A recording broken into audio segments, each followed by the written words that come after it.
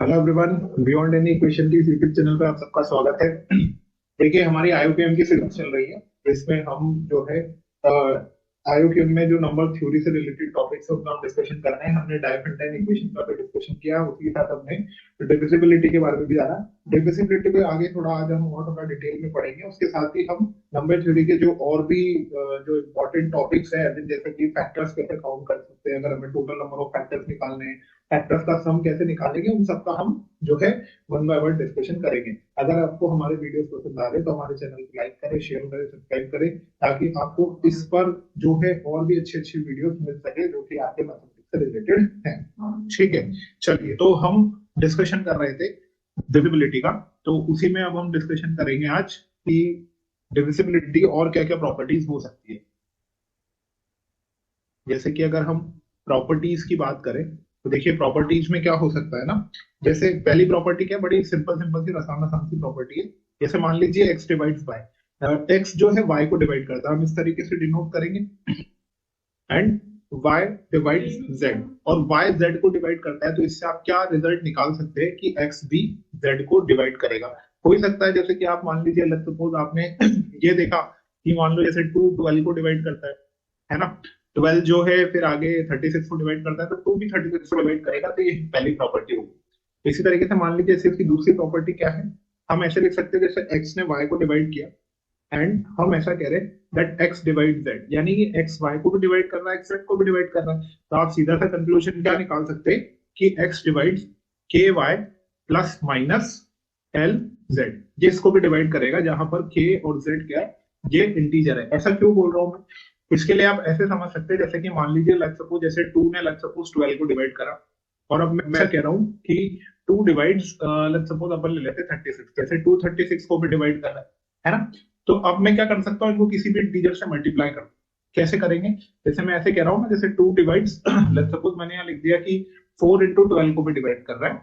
और इसी तरीके से अगर मैंने लिख दिया कि टू डिवाइड्स लेट्स सपोज अपन ले लेते हैं, कोई भी नंबर ले लेते हैं, जैसे कि मान लो थ्री डिवाइड्स मतलब टू डिवाइड्स 3 into 36। तो अब सीधी सी बात क्या है कि ऐसा बोला जा रहा है कि जो टू है वो डिवाइड करेगा 4 into 12 प्लस माइनस 3 into 36 को करेगा। इसी ऑब्वियस सी बात है, क्योंकि आप अलग अलग तरीके से डिवाइड करोगे तो देखो टू 12 को भी डिवाइड कर रहा है, टू 36 को भी डिवाइड कर रहा है। यानी आप इसको आगे और एक्सपांड करोगे तो ये क्या बनेगा, देखो फोर एट का मतलब अगर 12 into 4 करोगे तो कितना बनेगा 48, प्लस इसको करोगे तो 3 6 18, 3 9 18, तो मतलब ये 108 बनेगा।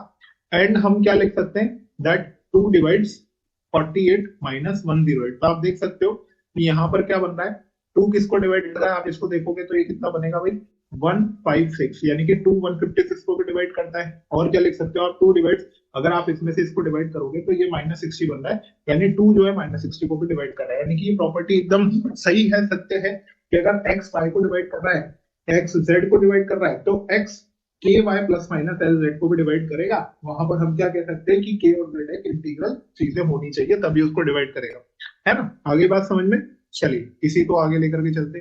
थर्ड प्रॉपर्टी बड़ी अच्छी प्रॉपर्टी क्या है, जैसे कि X divide Y and Y divide X, मतलब अब ये नंबर ऐसे हैं जो एक दूसरे को डिवाइड करते हैं। तो ऐसा कब हो सकता है, ऐसा एक ही केस पॉसिबल है जब x equals to plus minus Y हो। ऑब्वियस सी बात है कि भाई अगर मैं ऐसा तो नहीं कह सकता ना कि टू थ्री डिवाइड कर रहा है तो थ्री भी टू को डिवाइड करेगा, ये नहीं कह सकते। ऐसा कब होगा, जब टू मान लो प्लस टू को डिवाइड कर रहा है ना। इसी तरीके से प्लस टू भी टू को डिवाइड करेगा। ऐसे हम कहते हैं टू माइनस टू को डिवाइड कर रहा है तो माइनस टू भी टू को डिवाइड करेगा।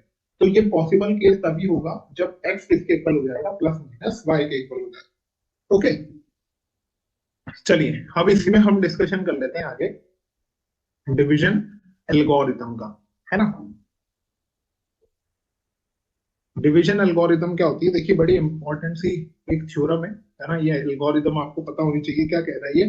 For any two for any two natural numbers for any two natural numbers A and B, कोई भी दो नेचुरल नंबर्स हैं A and B, there exist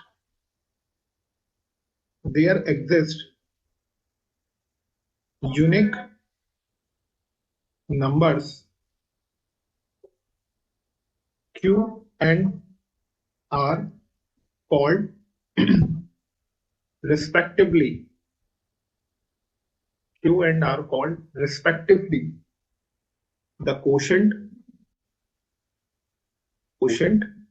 and remainder, quotient and remainder. तो आप इसको कैसे लिख सकते हो, जैसे आपने एक नंबर ए है, लेट्स सपोज इसको आपने बी क्यू से डिवाइड किया और प्लस आपके पास क्या आ गया, रिमाइंडर आर आ चुका है ना। तो मतलब ए और बी नेचुरल नंबर है, तो नेचुरल नंबर के लिए इसमें हम डिवीजन एल्गोरिथम को लगाएंगे। अच्छा, ये लगाने का रीजन क्या है, हमने इसको ऐसे लगाया क्यों, इसका रीजन ये है क्योंकि देखो हम इसको एचसीएफ निकालने में भी हम इसका यूज लेंगे। एचसीएफ निकालने में हम कैसे इसका यूज लेंगे वो मैं आपको आगे बताऊंगा, लेकिन ध्यान रखिएगा जो रिमाइंडर की वैल्यू हो सकती है वो 0 से बी के बीच में हो सकती है। यानी यहाँ पर जो भी आपका बी है, यानी जिससे आप डिवाइड कर रहे हैं, जो आपका डिवाइजर है ना, उससे लेस वैल्यू ही होगी आपके रिमाइंडर की, यानी 0 से बी के बीच में हो सकती है। बी को हम इसमें इंक्लूड नहीं करते, है ना। ऐसा क्यों, जैसे आप इसका एग्जाम्पल ऐसे देखो, लेट्स सपोज मैं आपसे कह रहा हूं कि आप 2 से डिवाइड करो 11 को, है ना, 2 डिवाइड्स 11, तो आप इस चीज को कैसे लिखोगे, जैसे मान लीजिए अगर मैं कह रहा हूं कि 2 डिवाइड 11, तो इसको एक काम करते अपन इसी फॉर्म में लिखते हैं, है ना। जैसे 2 11 को डिवाइड कर रहा है, तो आप कैसे लिख सकते हो, देखो 2 अगर 11 को डिवाइड कर रहा है तो आप क्या लिखोगे, 11 is equal to 2 into 5 plus 1। तो आप देखिए जो 1 है ना वो बेसिकली आपका रिमाइंडर है और ये आपका डिवाइजर है, तो क्या 1 जो है वो इस 2 से कम है या नहीं।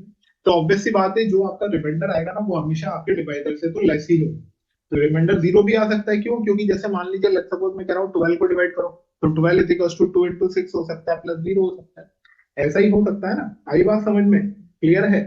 तो हम इसको इस तरीके से लिख सकते हैं, ये हमारी डिवीजन एल्गोरिथम होती है। अच्छा, अब ये एचसीएफ फाइंड आउट करने में ना कैसे आपके काम आएगी, उसका हम एक एग्जांपल देख लेते हैं कि हम कैसे जो है डिवीजन एल्गोरिथम को यूज करेंगे, है ना। देखिए एचसीएफ निकालना सबको आता होगा, है ना, तो हम एक तो नॉर्मल तरीका देखेंगे एचसीएफ निकालने का, दूसरा तरीका देखेंगे कि हम कैसे डिवीजन एल्गोरिथम को उसके अंदर लगाएंगे।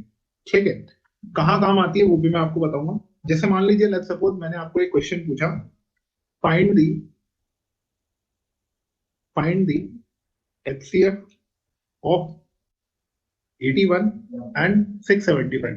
तो देखो HCF निकालने के ना मैं आपको 3 तरीके बताता हूँ। एक तो हम डिवीजन एल्गोरिथम लगा देंगे, है ना, उसी तो उसका यूज लेकर के हम इसको सॉल्व करेंगे एक्चुअल में, है ना। और दूसरी बात, जब हम इसको फैक्टराइज करके करेंगे, तो फैक्टराइज करके हम इसको कैसे सॉल्व कर सकते हैं, है ना। यहाँ पर आप देखिए ध्यान से, जैसे मान लीजिए लेट्स सपोज मैं ऐसा कह रहा हूँ 81 को फैक्टराइज करो, तो आपको पता है 3 टू द पावर 4 81 होता है। अगर आप 675 को फैक्टराइज करोगे, तो देखो 3 से डिवाइड करते हैं हम इसको, तो 3 to the 6, 3 to the 6, 3 5 the 15। अब आपको पता है ये देखो, ये 3 7 द 21, 3 5 द 15, फिर से 3 से कैंसिल हो रहा है, 3 टू द 6, 3 5 द 15, वो ये बनेगा। तो 675 को हम क्या लिख सकते हैं, देखो 3 टू द पावर 3 इंटू 5 का स्क्वायर। तो आप सीधा सीधा दिख रहा है, अगर हम एचसीएफ निकालेंगे तो एचसीएफ ऑफ 81 एंड 675 जो निकल करके आ रहा है वो आ रहा है 3 टू द पावर 3, यानी वो आ रहा है 27। तो ये तो हमारे पास एक सिंपल सा खंडा हो गया जब हमने एचसीएफ निकाला। लेकिन आपसे क्वेश्चन में ऐसा बोल दिया जाए कि इसके एचसीएफ को एक लीनियर जो है नंबर की फॉर्म्स में लिखें, कैसे लिखेंगे वो भी मैं आपको बताऊंगा। ठीक है, फिर आपसे ऐसा बोल दिया जाएगा कि अब वहां पर एम और एन की वैल्यू देखो, मतलब ऐसे बोला जा सकता है, जैसे मान लीजिए ऐसे इससे आपसे क्वेश्चन पूछा जा सकता है कि जो एचसीएफ है इसका 81 और 675, this is equals to m into 81 plus n into 675, और आपसे पूछ लेंगे कि m प्लस n की वैल्यू बताओ। तो इस क्वेश्चन को करने का तरीका क्या होगा, उसके लिए आपको एचसीएफ को इस फॉर्म में लिखना आना चाहिए कि हम इसको m into 81 plus n into 675 कैसे लिख सकते हैं, है ना। तो उसका तरीका हमें पहले डिवीजन एल्गोरिथम सीखनी पड़ेगी, भाई हम उसको कैसे लगाएंगे, कैसे अप्लाई करेंगे, है ना। तो कैसे लगा सकते हैं यहाँ पर ध्यान से देखो, जैसे लेट्स सपोज अगर मैं आपसे कह रहा हूँ कि आपको डिवीजन एल्गोरिथम लगानी है, तो आप क्या करिए, देखिए 675 को पहले आप डिवाइड करिए किससे, 81 से। कर सकते हैं भाई 675 को अगर आप 81 से डिवाइड करेंगे, है ना। तो कैसे लिख सकता हूँ मैं इसको, मुझे एक बात बताइए, ये कितने टाइम जाएगा इससे भाई, 81 से अगर आप इसको डिवाइड करोगे तो 3 4 5, 81 को आप डिवाइड करेंगे तो देखो 81 इंटू 5 करेगा, 5 8 का 40 हो जाएगा, तो 81 इंटू 5 से नहीं होगा, 6 से करेंगे तो 486 बन रहा है, 7 से करेंगे तो 567 बन रहा है, 8 से करेंगे तो 648 बन रहा है, यानी कि 81 इंटू 8 अगर आप करते हैं तो आप क्या लिख सकते हैं, देखो 648 लिख सकते हैं। अब यहाँ से देखो कितना रहा है, 15 माइनस 8 कितना होता है भाई, 7, और यहाँ पर 6 माइनस 4 होता है 2। अब 27 से आप डिवाइड करिए 81, ये कितने टाइम जाएगा भाई, 3 टाइम्स, तो ये 81 हो जाएगा यानी 0। यानी अब आपको एक्चुअल में एचसीएफ को कैसे लिखना चाहिए। एचसीएफ को आप ऐसे लिख सकते हैं क्या, देखो मुझे एक बात बताओ, 675 को मैं ऐसे लिख सकता हूँ 675 is equal to 81 into 8 plus 27। ये डिविजन एल्गोरिथम ही तो होगी ना काइंड ऑफ। तो 675 is equal to 81 into 8 plus 27। ठीक है, तो अब आपको क्या करना है, देखो ये पहले आपका था डिविडेंड, ये था आपका डिवाइजर, ये क्वोशिएंट आया, रिमाइंडर आया। तो जब तक आपका रिमाइंडर 0 नहीं हो जाता ना, आपको फर्दर आगे डिविजन करते रहना है। आपको अब आगे क्या करना है, जो 81 है जो आपका यहाँ पर डिवाइजर था उसको डिविडेंड बनाएंगे और उसको रिमाइंडर से डिवाइड कर दे। तो रिमाइंडर से मैंने देखा, देखो 3 टाइम्स जा रहा है और उस केस में आ गया रिमाइंडर 0। तो अब आपका रिमाइंडर 0 आ गया ना, आया कि नहीं आया। तो हमने क्या कर दिया है, हमने रिमाइंडर को इस तरीके से 0 कर दिया। तो जब ऐसा करने पर आपका रिमाइंडर 0 आ जाए और जो रिमाइंडर यहाँ पर डिवाइड कर रहा होगा वही आपका एचसीएफ हो जाएगा। तो यहाँ जो एचसीएफ निकल करके आएगा वो क्या आएगा, 27। तो इसको एक बार फिर से समझ लीजिए, हमें करना क्या है, जो हमारा डिविडेंड है उसको हमें डिवाइडर से डिवाइड करना है। तब तक करेंगे जब तक रिमाइंडर 0 नहीं आएगा। तो जब मैंने इसको डिवाइड किया, डिवीजन एल्गोरिथम लगाई, तो ये इस फॉर्म में आ गया। अब फर्दर मुझे पता है कि अभी रिमाइंडर तो 0 आए, तो मैं क्या करूंगा, इस रिमाइंडर से इस डिवाइडर को फिर से डिवाइड करूंगा कि रिमाइंडर 0 आ रहा है नहीं आ रहा। तो देखो अगर रिमाइंडर 0 आ जाता है तो जितने टाइम जाने पर रिमाइंडर यहाँ पे 0 आ रहा है, तो हम यहाँ देख लेंगे कि जो जो भी नंबर से हमने डिवाइड करने पर ये 0 आया वही हमारा एचसीएफ हो जाता है। आगे बात समझ में, ठीक है। अब मेन बात ये है कि हमें इसको इस फॉर्म में लिखना क्या है ना, इस फॉर्म में हम इसको लिखेंगे कैसे। तो अब यहाँ पर आप ध्यान से देखिए, यहाँ पर आपके पास लिखा हुआ है ना, देखो 675 is equal to 81 into 8 plus 27 और यहाँ पर लिखा हुआ है 81 इज इक्वल टू 27 इंटू 3। तो मुझे एक बात बताइए, क्या यहाँ पर हम किसी ना किसी तरीके से कुछ ना कुछ रिप्लेस कर सकते हैं। देखो कैसे रिप्लेस करेंगे, हमारे पास एचसीएफ कितना आ रहा है, 27 निकल करके आ रहा है। ठीक है, तो एक काम करते हैं हम, 81 इंटू 8 लिखा हुआ है, तो 81 की जगह हम इसको रिप्लेस तो कर नहीं सकते, है ना। तो एक काम कर देते हैं कि यहां से हम जो है 27 को ऐसे लिख सकते हैं क्या, देखो 27 जो है, अच्छा यहीं से देखो ना, यहीं से देखो आप, यहीं से आप इसको ऐसे लिख सकते हो। अगर आप ध्यान से देखोगे आप इसको ऐसे लिख सकते हो ना, 27 is equal to 675 minus 81 into 8। तब आप इसका कंपैरिजन इससे कर लो, यहाँ पर आपको दिखेगा जो n की वैल्यू है, आप कंपेयर करोगे तो n जो है this is basically equal to 1, है ना। और m देखोगे तो m इज इक्वल टू -8। अगर आपसे m प्लस n पूछा जाएगा तो आप क्या दे दोगे कि sir m plus n is equal to -7। तो आपसे इस तरीके के क्वेश्चन भी पूछे जा सकते हैं कि आप जो है अपने एचसीएफ को इस फॉर्म में लिखो और फिर उसके बाद इसको सॉल्व करो। क्योंकि देखो यहाँ पर डायरेक्टली आंसर क्यों आ गया है ना, रीजन बीइंग कि हमारा सेकंड स्टेप में ही एचसीएफ निकल गया। लेकिन अगर सेकंड स्टेप में एचसीएफ में निकलता ना, तो हम चीजों को और ज्यादा एक दूसरे से क्या करते, सब्स्टिट्यूट करके फिर सोल्यूशन निकाल। ठीक है, आगे बात समझ में। तो ये एचसीएफ निकालने का सेकंड मेथड हो गया, जहां पर हमने डिवीजन एल्गोरिथम का यूज भी किया, है ना, यूक्लिड डिवीजन एल्गोरिथम। तो ये मेथड 2 होगी, है ना। अब यहीं पर ही देखिए इसका एक तरीका क्या होता है, जैसे 675 और 81 लिखा हुआ है, आपसे पूछा जाए इसका एचसीएफ क्या है, तो एचसीएफ क्या होता है, जो दोनों को डिवाइड करता है, तो दोनों का कॉमन फैक्टर होता है। तो आपको क्या ध्यान रखना है कि इनका जो डिफरेंस होगा ना, हो सकता है कि वो इनका एचसीएफ हो। जैसे लेट्स सपोज अगर मैं आपसे कह रहा हूँ कि 6 और 4 का एचसीएफ क्या है, देखो इनका डिफरेंस 2 आ रहा है, तो आपको पता है 2 से डिवाइड करेंगे इसलिए इनका एचसीएफ 2 बनेगा, है ना। लेकिन ये ऐसा हर जगह पॉसिबल नहीं है। क्यों नहीं है, क्योंकि यहाँ आप ध्यान से देखो 675 और 81 को जब आप सब्ट्रैक्ट करोगे तो देखो 5 माइनस 1 कितना आता है, 4। और यहाँ से कितना बनेगा भैया, 17 माइनस 8 करोगे तो 9 और ये बनेगा 5। तो ये बन रहा है 594, है ना। तो अब 594 तो 81 को डिवाइड नहीं कर रहा है। तो अब इस केस में हमें क्या करना पड़ेगा, तो करने का एक सीधा सीधा सा तरीका है। आप एक चीज समझिए, देखिए इनका जो एचसीएफ होगा ना, वो या तो इनका डिफरेंस होगा या डिफरेंस का ही कोई फैक्टर बन रहा होगा। तो आप डिफरेंस का फैक्टर निकालने के लिए आप क्या करेंगे, इसको डिवाइड करेंगे। तो 594 को आप डिवाइड करेंगे इससे, पहले 2 से डिवाइड करो तो कितना बनेगा, देखो 2 से डिवाइड करेंगे तो 297। फर्दर 297 को हम किससे डिवाइड कर सकते हैं, देखो ये 3 से डिविजिबल है, तो आप 3 से डिवाइड करोगे तो कितना बन रहा है भैया, 99 बन रहा है। आप फर्दर इसको डिवाइड करें, देखो 3 से तो ये 33 बन रहा है। अगर आप डिवाइड करेंगे 3 से तो ये 11 बन रहा है, और बाद में आ रहा है 11 से 110। यानी आपने देखा कि सर जो 594 है ना, हम उसको ऐसे लिख सकते हैं 2 इंटू 3 का क्यूब इंटू 11। अब आप डिवाइड करके देख लो किससे डिवाइड हो रहा है। जैसे अगर आप 2 से डिवाइड करोगे तो ये दोनों डिवाइड नहीं हो रहे, 11 से भी नहीं हो रहे, लेकिन 3 की पावर 3 यानी 27 एक ऐसा नंबर बनेगा जिससे दो डिवाइड होगी। तो आप क्या कह दोगे कि इनका एचसीएफ या तो इनका डिफरेंस होगा या डिफरेंस का ही कोई एक फैक्टर होगा। तो यहाँ से जो एचसीएफ निकल करके आ जाएगा वो कितना आ जाएगा, 57 आ जाएगा। आगे बात समझ में? तो ये एचसीएफ निकालने का तरीका होता है। ठीक है, अब देखिए एचसीएफ को ही है ना एक और चीज बोला जाता है कि हम इसको एक नाम से और जानते हैं जिसको हम बोलते हैं ग्रेटेस्ट कॉमन डिवाइजर्स। क्या बोलते हैं? ग्रेटेस्ट कॉमन डिवाइजर्स भी इसी को ही बोला जाता है। इनकी कुछ प्रॉपर्टी होती है।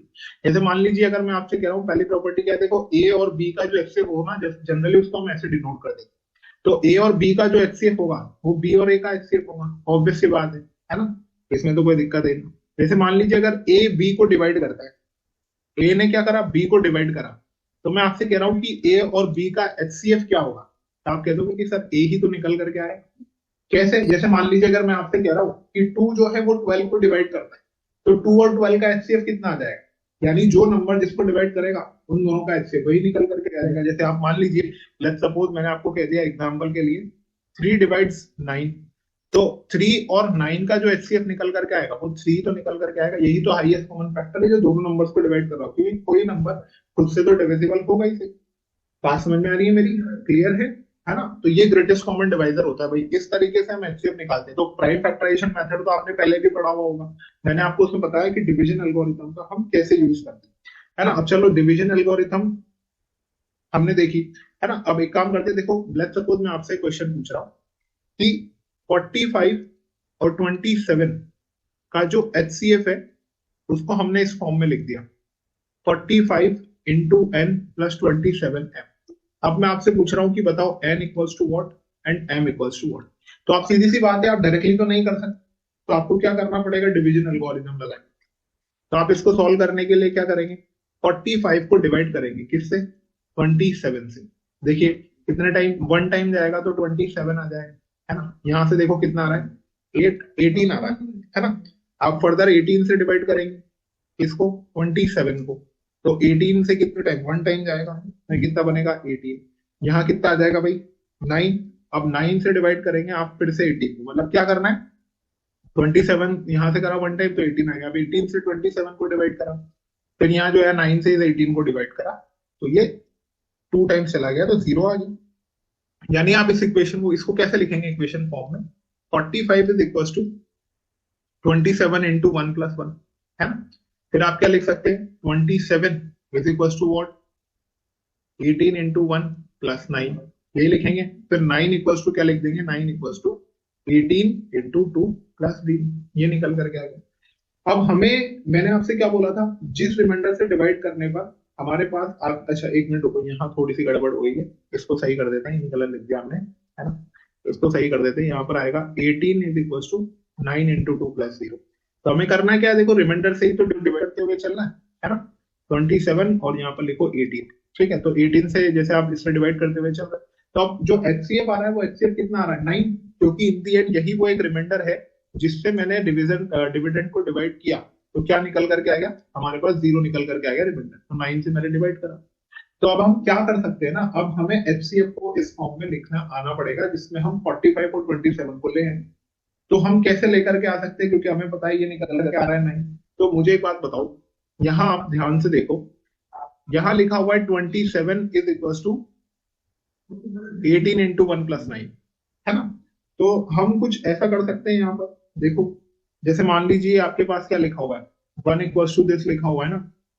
तो एक काम कर देते हैं, देखो रिप्लेसमेंट करते हैं। रिप्लेसमेंट कैसे करेंगे मुझे क्या बताओ, यहां से मैं ऐसा लिख दूं क्या, इसको ऐसे लिख सकते हैं, देखो 45 minus 27 into 1 is equal to 18 लिखा जा सकता है ना। तो एक काम कर देते हैं अपन, 18 की जगह इसको रिप्लेस कर देते हैं, देखो इस वाले इक्वेशन में। आप चाहो तो यहाँ भी कर सकते हो, चाहो तो यहाँ भी कर सकते हो, it's totally up to you. But मुझे 9 चाहिए, वरना फिर बाद में डिवाइड करना पड़ेगा, तो यहाँ लिख देता हूँ। तो देखो 27 इज इक्वल टू क्या लिखा हुआ है, 18 की जगह में क्या लिख देता हूँ, 45 माइनस 27 इंटू 1, और बाहर इंटू में 1 चल ही रहा है, और प्लस 9। मैंने क्या किया है, ये वैल्यू को कहाँ रिप्लेस किया, इस वैल्यू को उठा करके मैंने यहाँ रिप्लेस कर दिया 18 की। तो आप इसको क्या लिख सकते हैं, देखो 27 is equal to 45 minus 27 plus का 9। तो आप इसको क्या लिख देंगे, देखो 9 is equal to 27 into 2 minus का 45 ऐसे लिख सकते थे। तो अब आप ध्यान से देख लीजिए, यहाँ पर जो m की वैल्यू है दैट इज बेसिकली 27 के साथ जो मल्टीप्लाई में है, तो 27 के साथ मल्टीप्लाई में 2 है तो m की वैल्यू 2 आ जाएगी, और n की वैल्यू -1 आ जाएगी क्योंकि 45 के साथ मल्टीप्लाई में 1। तो इस तरीके से हमें डिवीजन एल्गोरिथम का यूज करना पड़ेगा, जहां पर हमें इसको एक लीनियर फॉर्म में लिख करके दे देंगे और हमें m और n की वैल्यू निकालनी पड़ेगी। आगे बात समझ में? चलिए आगे बढ़ते हैं। अब यहाँ देखिए कुछ प्रॉपर्टीज है एचसीएफ की जो आपको पता होनी चाहिए, है ना। ये प्रॉपर्टीज क्या होती है, इन प्रॉपर्टीज का डिस्कशन हम कर लेते हैं। जैसे देखिए प्रॉपर्टी नंबर 1 क्या कहती है, लेट्स सपोज जैसे मैंने कह दिया m ग्रेटर देन 0, इसके ही डिस्कशन करेंगे हम। फर्स्ट अगर हम बात करें तो देखिए एम बी का जो एचसीएफ होगा, एम बी और एम सी का जो एचसीएफ होगा that is equal to m into HCF of b into C होगा। मतलब ऐसा है कि अगर हमने किसी नंबर का एचसीएफ निकाल लिया, किसी दो नंबर का एचसीएफ निकाल लिया, तो अगर उन नंबर को हम किसी भी नंबर से मल्टीप्लाई करते हैं तो एचसीएफ भी उस नंबर से मल्टीप्लाई हो जाएगा। जैसे लेट्स सपोज अगर मैं आपसे कह रहा हूँ कि आपको जैसे अगर मैं आपसे कह रहा हूँ लेट्स सपोज मैंने आपसे कहा एग्जांपल के लिए कि जैसे अभी अपने पास वही था 675 है ना, और 81, इसका जो एचसीएफ था वो हमारे पास 27 था। तो अगर मैं आपसे कह रहा हूँ 2 इंटू 675 है ना, कॉमा 2 इंटू 81, इसका एचसीएफ निकालो, तो आपको पता है 2 दोनों में कॉमन आ गया, तो एचसीएफ भी 2 से मल्टीप्लाई हो जाएगा। तो कहने का मतलब ये, इसीलिए हमने बोला है कि जो m है जिससे मल्टीप्लाई कर रहे हैं वो ग्रेटर देन 0 होना चाहिए। नेगेटिव में तो हम एचसीएफ ले जाते नहीं है, तो हमें क्या करना है, हमें पॉजिटिव ले जाना है, यानी कि उन नंबर्स को हम जिससे मल्टीप्लाई करेंगे एचसीएफ भी उससे मल्टीप्लाई हो जाएगा। तो यानी जो फाइनली एचसीएफ निकल करके आएगा वो निकल करके आएगा 54। तो ये पहली प्रॉपर्टी हो गई। इसी तरीके से मान लीजिए लेट्स सपोज जैसे d डिवाइड्स b है, d ने b को डिवाइड करा है एंड d डिवाइड c है। मतलब ध्यान से देखिए, d b को डिवाइड कर रहा है, d c को भी डिवाइड कर रहा है, तो हम ऐसा कह सकते हैं क्या, जो d होगा वो इनके एचसीएफ को भी डिवाइड करेगा, है ना। करेगा ही, करेगा कि नहीं करेगा, सोचिए। जैसे मान लीजिए लेट्स सपोज मैं आपसे कह रहा हूँ 675 और 81 है ना, इनको डिवाइड करने वाला एक नंबर लेकर, जैसे मान लीजिए लेट्स सपोज 27 है, वो 675 को भी डिवाइड कर रहा है, वो 81 को भी डिवाइड कर रहा है, तो ऑब्वियस सी बात है 27 खुद को भी तो डिवाइड करेगा, है ना। तो जो नंबर दो अलग अलग नंबर्स को डिवाइड कर रहा होगा वो उनके एचसीएफ को भी डिवाइड कर रहा होगा, यही कहने का मतलब है। जैसे मान लीजिए लेट्स सपोज मैं ऐसे कह दूं आपको एग्जांपल के लिए, है ना, तो यहाँ पर एक काम करते हैं, इससे हम ये निकाल लेते हैं कि जो मतलब इसको हम ऐसे लिख देते जैसे b divides d, c divides d, तो यहां से हम लिख देंगे कि इनके एचसीएफ को भी ये डिवाइड करेगा, यानी दो अलग अलग नंबर्स को डिवाइड कर रहा है तो उनके एचसीएफ को भी डिवाइड करेगा। यानी आप क्या कह सकते हो, जैसे मान लीजिए 4 और 6 दो नंबर है, अब आपको पता है इनका एचसीएफ 2 है ना, तो मैं ऐसा कह रहा हूं जैसे 2 डिवाइड कर रहा है 4 को, है ना, 2 डिवाइड कर रहा है 6 को, तो ऑब्वियसली बात है 2 2 को भी तो डिवाइड कर रहा है, यानी जो नंबर दो अलग अलग नंबर को डिवाइड कर रहा होगा वो उनके एचसीएफ को भी डिवाइड कर रहा होगा। तो ये सिंपल सी बात आपको दिमाग में रखना, ठीक है। थर्ड प्रॉपर्टी क्या आती है, थर्ड प्रॉपर्टी आती है जैसे मान लीजिए बी और सी का जो एचसीएफ है ना वो ए है, मान लीजिए, है ना, तो ऐसा कह सकते हैं क्या, बी बाई ए और सी बाई ए का जो एचसीएफ होगा वो 1 आ जाएगा, यानी कि आपस में को प्राइम हो जाएंगे। कैसे हो जाएंगे, जैसे वही लिया था अभी मैंने 4 और 6 का जो एचसीएफ है वो 2 है, तो देखिए यहाँ से 4/2 और 6/2 का जो एचसीएफ आएगा वो 1 ही आएगा ना, क्योंकि क्या बनेगा 2,3, तो ये तो को प्राइम नंबर्स हो गए ना, हुए कि नहीं हुए बताइए। तो यानी कि दो नंबर्स का अगर एचसीएफ ए है तो उनसे अगर मैं उनको डिवाइड कर दूंगा तो दोनों नंबर कैसे हो जाएंगे, को प्राइम बन जाते हैं। आगे बात समझ में क्लियर है, यस और नो बता दीजिए, है ना। अभी मैंने आपको देखो डिवीजन एल्गोरिथम बताई थी, है ना, तो यहां से अभी हमने देखा कि अगर मान लीजिए दो नंबर का एचसीएफ हमने जी लिख दिया तो हम जी को ऐसे लिख सकते हैं x into B plus Y into C लिख सकते हैं, जहां पर x वाई का है बेसिकली इंटीजर्स है। ये भी मैंने आपको डिस्कस करवाया था, हमने एचसीएफ को इस लीनियर फॉर्म में लिखा भी था, अभी मैंने एग्जांपल से भी बता दिया। यानी अगर आपके पास ऐसा लिखा हुआ है कि b और c का एचसीएफ 1 है तो bx plus cy is equal to 1 होगा, होगा नहीं होगा। ये एक बड़ी इंपॉर्टेंट सी बात है जो कि याद होनी चाहिए कि अगर b और c का एचसीएफ 1 है तो bx plus cy is equal to 1 होगा। ये डायफेंटाइन इक्वेशन बनती है, जहां से आप x और y की वैल्यू निकाल दो। आई बात समझ में, क्लियर है।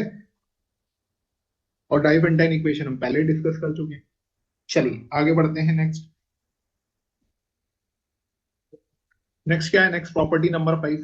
जैसे मान लीजिए ए और बी का एचसीएफ आपके पास क्या है 1 है, ठीक है, एंड क्या है कि ए और सी का जो एचसीएफ है वो भी 1 है। तो क्या मैं ऐसा कह दूं कि ए और बी सी का एचसीएफ भी 1 ही होगा? इसको कैसे अप्लाई करेंगे? जैसे मान लीजिए लेट्स सपोज 2 और 3 का एचसीएफ क्या है? 1 है ना? और मैं आपसे बोल रहा हूं कि 2 और 5 का जो एचसीएफ है वो भी 1 है। अब देखो एचसीएफ तो तभी 1 हो सकता है ना जब आपस में को प्राइम होंगे। कोई ऐसा मत कर देना सर 2 और 4, क्योंकि 2 और 4 का एचसीएफ तो 2 हो जाएगा, तो दोनों नंबर आपस में को प्राइम है, यानी ए और बी का पेयर भी को प्राइम है, ए और सी का पेयर भी को प्राइम है। तो 2 और 3 का पेयर से 1 एचसीएफ आ रहा है, 2 और 5 के पेयर से 1 आ रहा है। तो क्या मैं ऐसा कह दूं कि 2 इंटू 15 का एचसीएफ भी 1 ही होगा? आएगा नहीं आएगा? यानी दो दो नंबर के पेयर लिए आपने जो को प्राइम है, तो उनमें एक नंबर कॉमन है, तो बाकी दो को मल्टीप्लाई करने से तीसरे वाले का अगर मैं एचसीएफ लूंगा तो वो भी 1 ही आने वाला है। यानी ए और बी का एचसीएफ 1 है, ए और सी का एचसीएफ 1 है, तो ए और बी सी का एचसीएफ भी 1 हो जाएगा। आगे बात समझ में क्लियर है? चलिए प्रॉपर्टी नंबर 6 पे चलते हैं, है ना? प्रॉपर्टी नंबर 6 क्या कहती है? जैसे मान लीजिए ए डिवाइड्स बी, ठीक है, और ऐसा बोला हुआ है कि ए और बी का एचसीएफ 1 है। ध्यान से सुनिएगा, मतलब ए बीसी को डिवाइड करता है, ए और बी का एचसीएफ 1 है। अब अगर ए और बी का एचसीएफ 1 है तो आपको सीधा सीधा दिख रहा है कि ए और बी तो को प्राइम हो गया, यानी ए कभी बी को तो डिवाइड नहीं कर पाएगा। यानी यहां से हम रिजल्ट निकाल सकते हैं। क्या रिजल्ट आ जाएगा? देन ए डिवाइड सी। बात समझ में आ गई मेरी? क्लियर है? यानी मैं ऐसा कह देता हूं, जैसे मान लीजिए लेट्स सपोज 3 डिवाइड्स 30 है ना, 3 डिवाइड्स 30, तो मैं ऐसा कह देता हूं यहाँ पे 30 को मैं ऐसे लिख देता हूँ लेट्स सपोज 5 इंटू 6, है ना, 5 और 6। तो यहां से देखो 3 और जो 5 है उसका एचसीएफ तो 1 आ रहा है ना, तो हम यहाँ से क्या कह देंगे? 3 जनरली 6 को ही डिवाइड करेगा। करेगा नहीं करेगा? यानी अगर ए बीसी को डिवाइड कर रहा है और ए और बी का पेयर को प्राइम बन रहा है, तो ऑब्वियस सी बात है ए बी को तो डिवाइड नहीं कर पाएगा, तो ए किसको डिवाइड करेगा? ए सी को ही डिवाइड करेगा। आगे बात समझ में? आई होप आपको ये चीज समझ आ गई। तो ये जो है ग्रेटेस्ट कॉमन डिवाइजर की कुछ इंपॉर्टेंट प्रॉपर्टीज है जिनका हमने डिस्कशन किया, जो आपको याद होनी चाहिए। चलिए आगे बढ़ते हैं।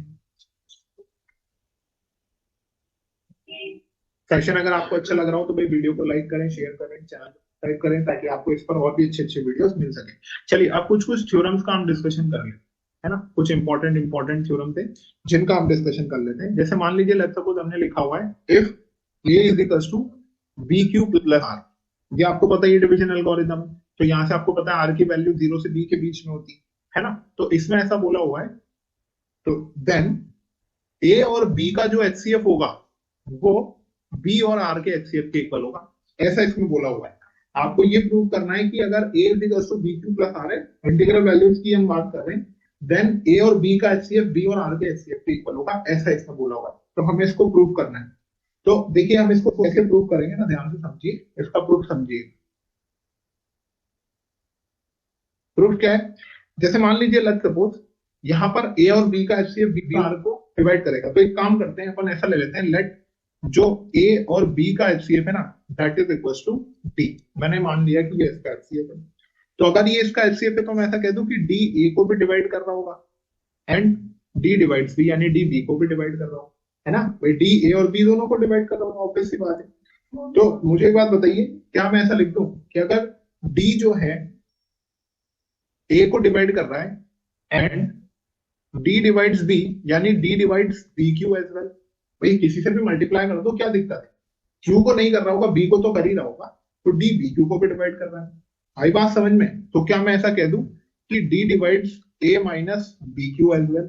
बताइए होगा नहीं होगा? भाई दोनों का, भाई जैसे मान लीजिए अगर 2 4 को डिवाइड करता है, 2 6 को डिवाइड करता है, तो 2 उनके डिफरेंस को भी तो डिवाइड कर रहा है, या 2 उनके एडिशन को भी तो डिवाइड कर रहा है ना? इस चीज को समझिएगा। जैसे मान लीजिए 2 4 को डिवाइड करता है, 2 6 को डिवाइड करता है, तो मैं ऐसा लिख सकता हूँ ना 2 डिवाइड 6 माइनस 4 और 2 डिवाइड 6 प्लस 4। यानी अगर कोई नंबर है जो दो अलग अलग नंबर्स को डिवाइड कर रहा है, तो उनके डिफरेंस और सम को भी डिवाइड कर रहा होगा, ऑब्वियस सी बात है ना? तो यहाँ पर वही कॉन्सेप्ट लगाया मैंने कि जो 2 है वो, सॉरी यहाँ पर जो d है वो a को डिवाइड कर रहा है, d b को डिवाइड कर रहा है।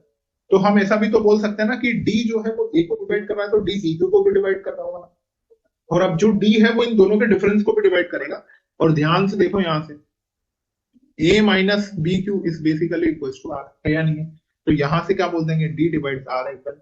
अब आपसे क्या बोला था कि a और b का एचसीएफ b और r के एचसीएफ इक्वल होना चाहिए। तब आप मुझे एक बात बताइए, यहां से ए और बी का एचसीएफ 30, आर को भी डी डिवाइड कर रहा है, बी को भी डी डिवाइड कर रहा है, यानी क्या हमेशा कह देंगे कि बी और आर का एचसीएफ भी क्या होगा, डी ही होगा, होगा कि नहीं होगा?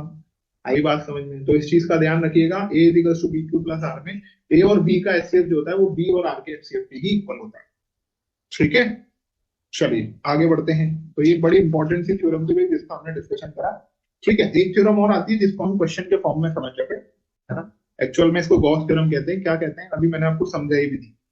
कैसे? If A divides BC and A और बी का एचसीएफ लेट्स सपोज 1 है, देन आपको ये प्रूव करना है दैट ए डिवाइड सी। इस थ्योरम को हम बोलते हैं गॉस थ्योरम। क्या बोलते हैं? Gauss theorem. ठीक है, तो मुझे एक बात बताइए, देखिए इसको सॉल्व करने के लिए हम क्या तरीका लगाते हैं ना, हम इसको इस तरीके से सॉल्व करते हैं। जैसे मान लीजिए लेट्स सपोज, है ना, इसका सोल्यूशन समझिएगा। जैसे ए डिवाइड्स बी सी है और इसने बोला हुआ है कि ए और बी का एचसीएफ 1 है, तो दिखने में तो दिख ही रहा है। अब मुझे बात बताइए कि अगर ए और बी का एचसीएफ 1 है तो हम इसको ऐसे लिख सकते हैं क्या? देखो, A X plus B Y is equal to 1। लिखेंगे कि नहीं लिखेंगे? लिख सकते हैं। अब मुझे बात बताइए, जब आपने इसको ऐसा लिखा है तो मान लो ये इक्वेशन नंबर 1, तो अब मैं ऐसा कह देता हूं, मल्टीप्लाई इक्वेशन 1 बाय सी। हम सी से मल्टीप्लाई कर देते हैं, तो A C X plus B C Y equal to C हो जाएगा। होगा कि नहीं होगा भाई बताइए, यस और नो? क्लियर है? अब यहां से अगर आप क्या कॉमन ले लेंगे, लेट्स सपोज चलो सी से मल्टीप्लाई करा, या फिर एक काम करते हैं, अब मुझे आप बताइए यहाँ पर A C X plus B C Y आपको क्या दे रखा है? सी दे रखा है ना। अब एक चीज का मुझे जवाब दीजिए कि जैसे मैं कह रहा हूं कि यहाँ पर इसने बोला हुआ है ए डिवाइड्स बीसी। लेट्स सपोज ये बीसी को जब ए डिवाइड करता है तो ये एक कोई कॉफिशिएंट दे देता है हमें डी, मान लो दे देता है, तो यहां से मैं बी सी को ए इंटू डी लिख सकता हूँ क्या? बताओ। तो इसी ने तो बोला है ना कि ए डिवाइड्स बीसी, तो जब बीसी को ए डिवाइड कर रहा है तो लेट्स सपोज हमारे पास कोई कोफिशिएंट आ गया डी, है ना, या फिर कोई क्वेश्चन आ गया डी, तो BC is equal to AD हो जाएगा। तो मुझे क्या बताओ, मैं इसको ऐसे लिख दूं क्या? A C into X plus BC को रिप्लेस कर देते हैं A D into Y, this is equal to C. अगर आप ए कॉमन ले लोगे तो देखो ये क्या बन जाएगा? C X plus D Y is equal to C. बन रहा है या नहीं बन रहा है? यानी यहां से एक चीज और निकल करके आ गई ना कि जो ए है वो डिवाइड करता है सी को। मैं देखो, ऑब्वियस सी बात है, इन दोनों का मल्टीप्लीकेशन इसके इक्वल है, यानी जो ए है सी को डिवाइड कर रहा होगा, तभी तो सी एक्स प्लस डी वाई आ रहा होगा। आगे बात समझ में क्लियर है? तो हमने क्या किया है, थॉट प्रोसेस किया है कि ए और बी का एचसीएफ 1 है, तो अगर एचसीएफ 1 है तो उसको हम एक्स प्लस बी वाई के फॉर्म में लिख सकते हैं। अभी मैंने आपको बताया था कैसे लिखते हैं, है ना।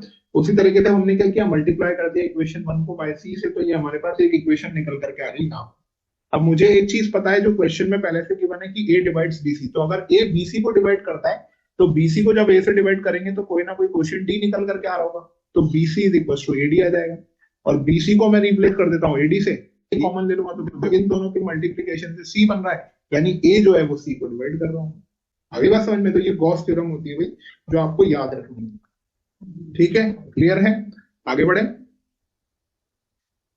चलिए नेक्स्ट क्वेश्चन क्या है। नेक्स्ट क्वेश्चन ये है, प्रूव दैट